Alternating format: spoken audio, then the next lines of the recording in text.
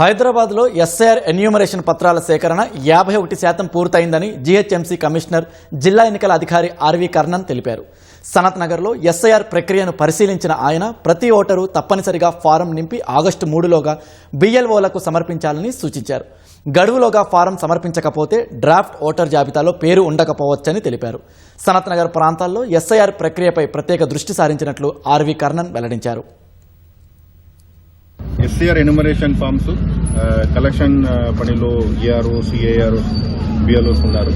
దాదాపుగా మన Hyderabad election district చూసుకున్నా 51% రీచ్ అయ్యాము. ఇంకా ఎక్కువ రీచ్ అవ్వాలన్నా జనాలందరం ఎవరెవరు ఫామ్ వచ్చిందనే వారందరం తిరిగి ఇవ్వాలి. ఫామ్ ఫిల్ చేసుకుని ఇంటింటికి బిఓలో వస్తారు, లేదా డైరెక్ట్ గా మీరు బిఓలో కాల్ చేసినా వారు హెల్ప్ చేస్తారు.